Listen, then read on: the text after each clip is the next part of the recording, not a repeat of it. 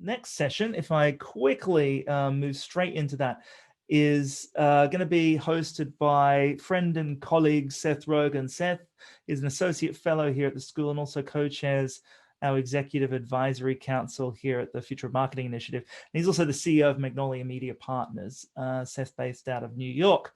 And so this session, we're going to talk with our friends from General Assembly about the state of skills in marketing based on work they've been doing. And I guess also look towards the future on the marketing skill set. So Seth, I'm going to turn it all over to you and looking forward to hearing more. All right, Andrew, thank you very much. And actually, I think it's Anand who's going to take the lead here and kick us off a little bit. But we're going to be looking at some skills-based work that's been happening through the General Assembly Marketing Standards Boards. Anand, would you like to take us through in the beginning? I would love to. Thanks, everyone.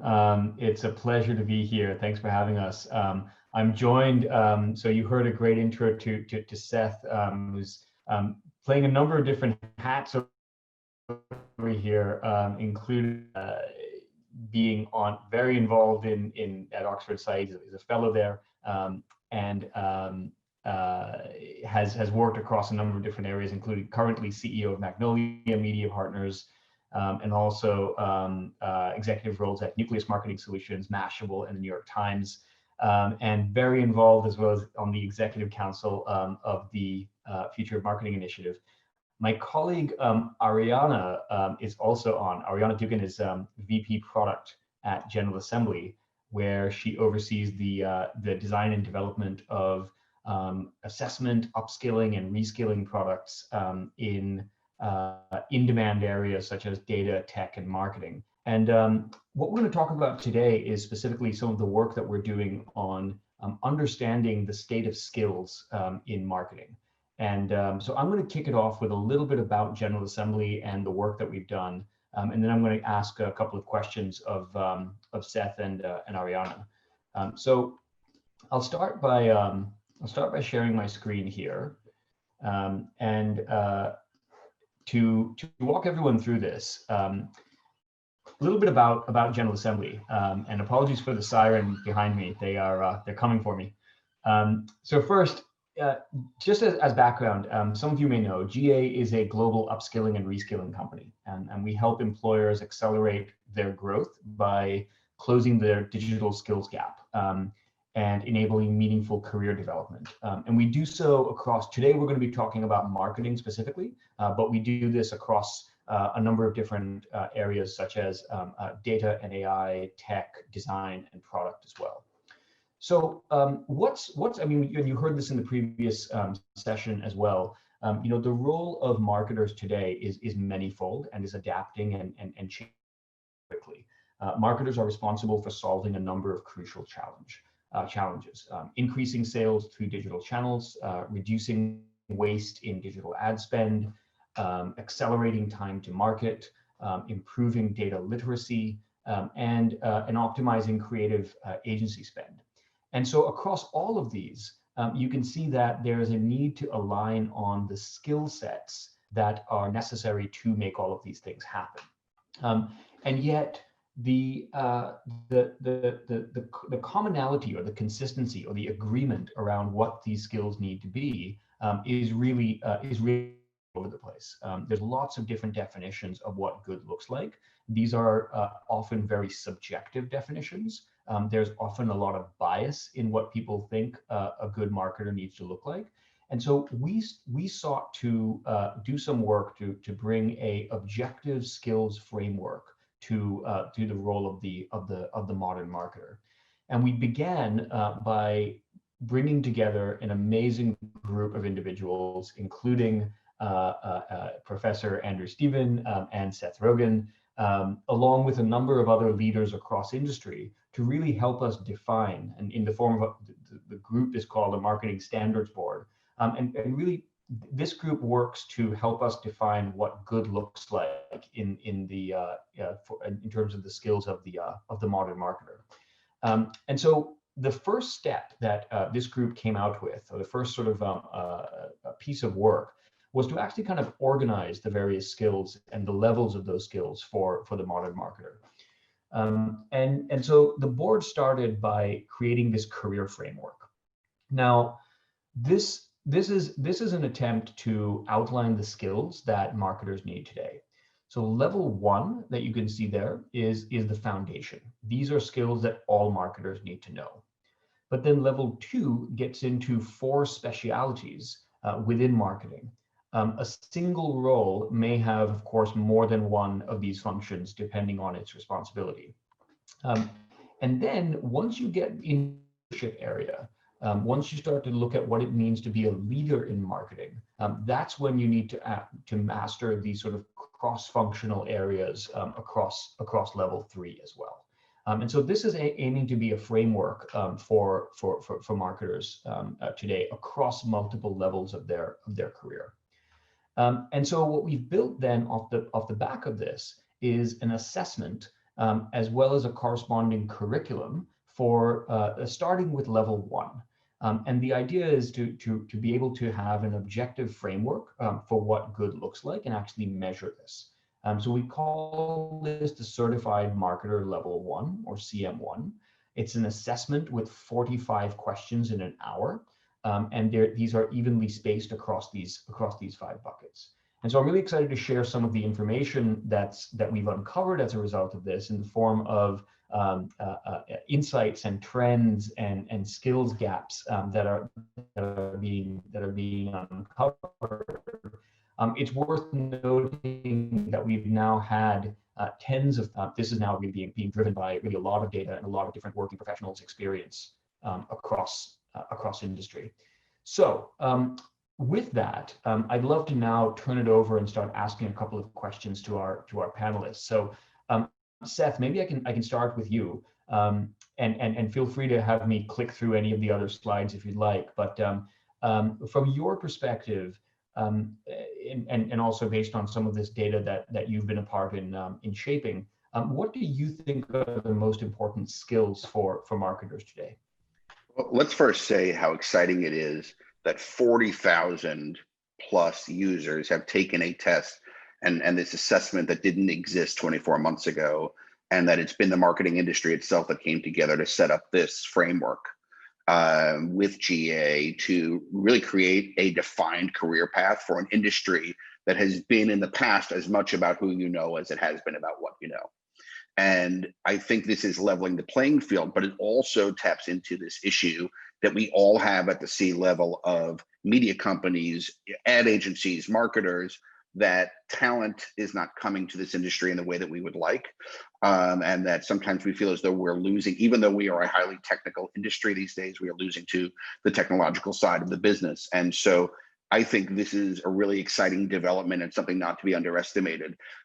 It will be no surprise when you ask me what skill level I would like to see more focus on, or what I think is more most important, or one of the most important. It will be around that sense of media selection and analysis. That's my life. I was growing up through most of my life at the New York Times and its evolution, and the history of the media and marketing industries are a cautionary tale of media companies who thought they had a birthright to dominance and wound up faltering. And at the same time, that same history is matched by marketers who dismissed new ad platforms and new media platforms only to chase them a few months later. And we see that cycle again and again. We're seeing it with TikTok now. We will see it with the next one. You watch, as soon as there is a platform that people over the age of 30 are laughing at, or marketers are judging as too new or too cutting edge, they will want to be there 10 minutes later. And so when I'm hiring, I'm looking for people who have that ability to objectively analyze, right? I think the future of our industry will not be defined by people who are comfortable in bubbles. It has to be the kind of people that want to continually learn. And the best staff, the best talent that we're going to find are people who have that quest within them to constantly learn, and also that lack of interest in the comfort of just buying what they've always bought. And so to me, that's a key skill that I look for, is that ability to objectively assess media channels, marketing channels, and new technology. Thanks so much, Seth, and totally second your point on how important it is that the industry has come together to define this. Ariana, what about from your perspective, and maybe specifically, based on some of the data that we've now collected, what picture are we seeing of the current state of skills against some of those? For sure. And Anand, for your reference, I'm going to move us to page 9. So if you look at the breakdown of the most recent analysis we did on our skills, you can see the average score by topic, and where there are the biggest opportunities are in technology and data. So that's the starting point to my answer, but similar to Seth, it's about how and where are we asking folks to apply those skills. That's really going to make the difference. And fully agree with what Seth said, to provide another perspective on a different area that I think is so critical heading into 2021 about where and how folks are using data and technology is all around continuing in this increasingly digital and remote world to make marketing more personalized, inclusive, and humane. And I think being able to do that with data and technology is where there is some real magic to be had, and where marketers can really stand out in terms of how they shift and improve their brands and the way customers are interacting with their brands. Thank you. And so for either of you, feel free to jump in with this one. What's your advice to marketers today who are looking to develop and work on actually closing this skills gap across any of these areas? What do you recommend as a way to stay on top of the fast changing landscape of skills that's required out there? What would you say to a marketer looking to develop their skills? Is this where you'd like me to say they should all sign up for a General Assembly? I mean, you could say that. But I think what we're doing right now is part of the solution, right? It's constantly sharing information. And we know that the people who are going to define the next wave and generation of our industry are going to be people who are constant learners. And perhaps at the smartest thing they can do is admit what they don't know and chase down those answers. And those are the people that I'm looking to hire. When I'm looking for proficiencies, those are things you can test. When it's for human capabilities and interest level, it's really that constant level of inquiry. What I think is really interesting about the slide that I think Ariana has just put up about this knowledge gap that is happening between digital natives and the average of marketers in terms of skill sets overall, is that what this in some ways proves is that time in doesn't necessarily prove proficiency. And so experience in marketing, being that we all joined an industry that 25 years ago looked very different from the one that exists today, which has been proven time and again from the other presenters earlier today, shows that this is an industry that should require learning. And one of the things that I think is powerful about the idea of a certified marketer, and I don't know that we spoke enough to that previously, is the idea here is to create a certification the way financial executives are certified in their skills and have ongoing learning throughout the process of their career, is that this is an industry in constant change. And those who think it isn't are definitely the ones that will be left behind. And so as a hirer, if anyone has posted a job these days, you know that you post a job online, you get 1,000 resumes to the glut of talent on the marketplace and the financial situation these days. And so we have to have ways to move quickly and to be agile as organizations. And I think this platform really gives us that service, right? That ability to identify talent in a different way, other than just experience at other organizations, right? We tend to hire pedigrees. So, I just hired the person from this platform and this company, and therefore they will succeed in my business. Well, that doesn't really tell you what skills they have. It doesn't tell you what areas of interest they have. It doesn't tell you what their goals are. It tells you their pedigree, and that's all, and that they're no longer at those companies, which should not really be a qualifier at all. And so I think this, to Andrew's point about marketing being an art and science, this is adding more science on the talent side. And I think it will also attract better talent because they will know there's a clear pathway to grow their skills. And they'll know that marketing isn't just a place that you go and work through your years. It's a place you go and grow as a career throughout your life in the same way you would grow in medicine, in technology, in finance, and others. And to build on Seth's point around the talent that will stand out is the talent that's staying on top of the trends, regardless of traditional pedigree. One of my favorite stats from this report, which we don't have listed out here, but 30% of folks who have taken this CM1 certification did not have a traditional four-year college degree, and yet still outscored the average for people who were postgraduate degree holders. So what I really love about this is benchmarks like this really help equalize the playing field and show where do you have talent that really can walk the talk in terms of what they're doing. And in terms of being able to walk the talk for folks who do want to be developing those skills, there are tons of great resources out there, right? GA is one of them, so I can certainly advocate for them. But I think truly finding the right type of training and information that works for you, and really understanding where your gaps are and what's relevant to the folks that who you want to work for is really what's going to make you stand out as a marketer today. I also think, Anand, that we're an industry that has been faced, if we are to be frank, with challenges in terms of driving diversity. And I think that having a defined career path and a defined set of metrics that are blind to any other attributes other than your skill level says to people of differing opinions and different diverse backgrounds and abilities that this is an industry that will judge you on your merit. And you asked advice. I think my advice for anyone hiring right now would be to make sure that your structure matches your strategy, and to make sure that you have a process in place to find the best people, not just the most convenient ones, because you have to move on quickly, which is always the temptation, particularly in a challenged time.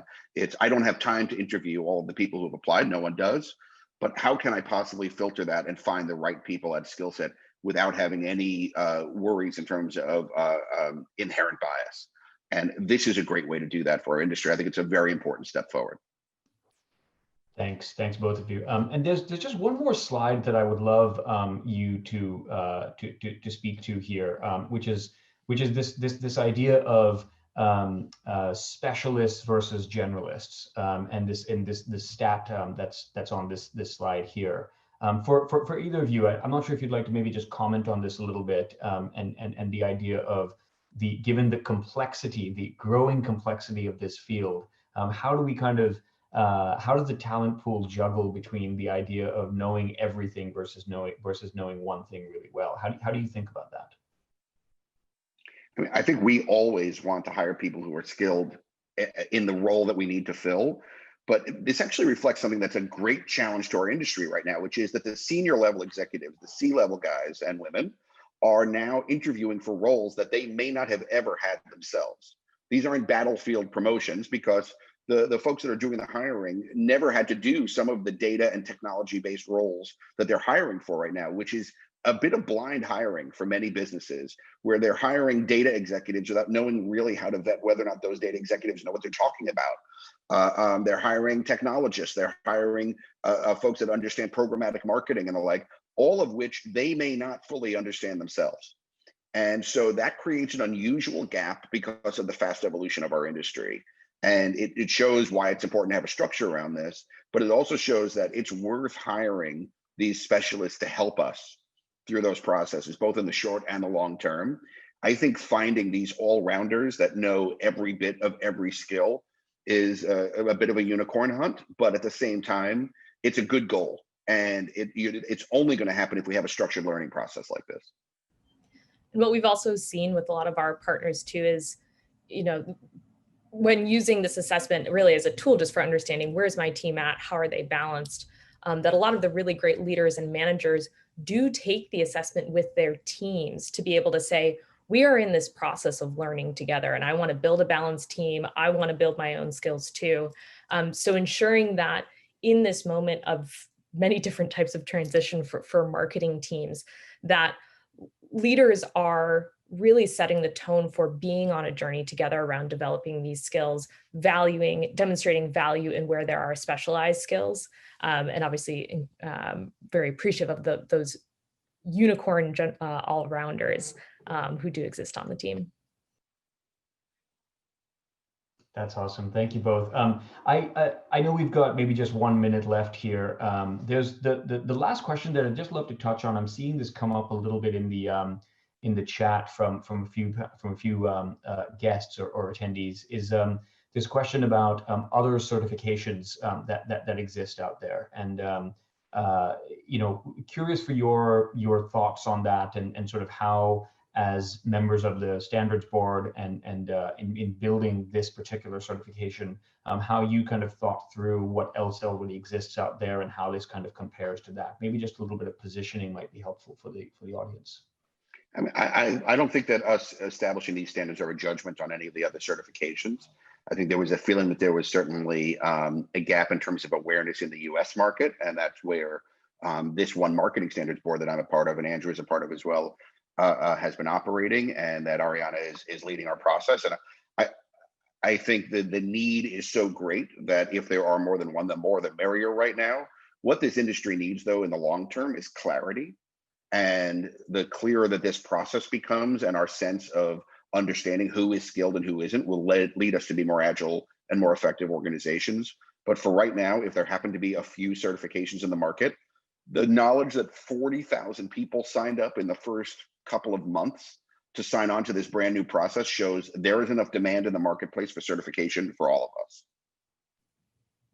Fully agree. And that is this board's mission. And so we'd be remiss to not include other groups who are accomplishing the same mission, which I know we all truly believe in, which is creating that clarity of skills, and then also driving people's access to and acquisition of those skills. And that's ultimately what we all know and believe in, both for the business objectives we're trying to accomplish, but also for the people that we are looking to bring into our teams.